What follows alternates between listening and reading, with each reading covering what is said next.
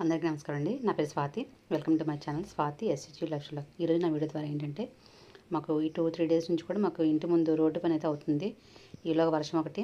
అయితే ముందు ఉండేది రోడ్డు 6 అడుగులు మాట. తర్వాత ఎదర కొంచెం ఎవరైతే ప్లేస్‌లు ఉన్నాయో వాళ్ళని రిక్వెస్ట్ చేసుకొని 3 అడుగులు కొనుక్కున్నాము 2 లక్షలు ఇచ్చి.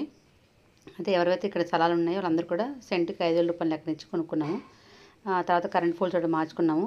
అయితే ఇప్పుడు మాకెందుకు అవుతుంది అంటే ఎందుకు చెప్తున్నానంటే అండి, ఇప్పుడు చాలామంది కట్టించుకున్న తర్వాత చూసుకుంటాం రోడ్డు అయ్యో రోడ్డు దారి వదలలేదని. కాబట్టి ముందే ఏంటంటే మనం రోడ్డుకి ఖచ్చితంగా వదులుకోవాలండి. తర్వాత మనం ఏదైతే కాలువలకి ఉంటుందో అది కూడా ప్లేస్ వదులుకుంటే మరీ మంచిదండి ముందుగానే.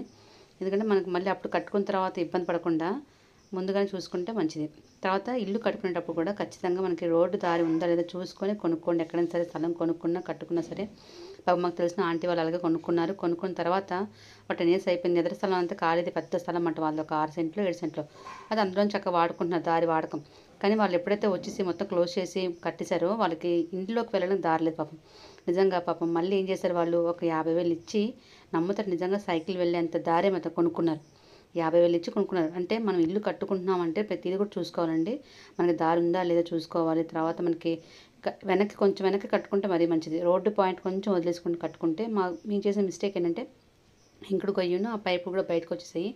నిజంగా మాకు తెలియక కట్టుకున్నాము. తర్వాత వాళ్ళని రిక్వెస్ట్ చేస్తే వాళ్ళు ఏం అనలేదు.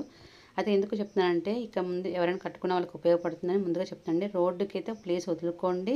తర్వాత రోడ్డు ఉండేలాగా చూసుకొని కొనుక్కోండి ఎక్కడైనా సరే.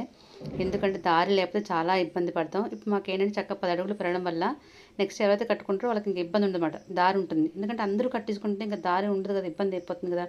కాబట్టి ఇక ముందు అంటే మాకంటే సపరేట్గా దారి ఉండడం వల్ల ఇంకా ఏదైనా మాకు వెహికల్స్ పెద్ద పెద్దవి రావడానికి అంటే ఇప్పుడు మోటార్ వేయించుకోవాలన్నా తర్వాత పెద్దవి లారీలు రావాలన్నా కూడా చక్కగా వచ్చేస్తుందన్నమాట. కాబట్టి ఈ వీడియో మీకు షేర్ చేస్తున్నానండి. ఉపయోగపడుతుంది. Thank you.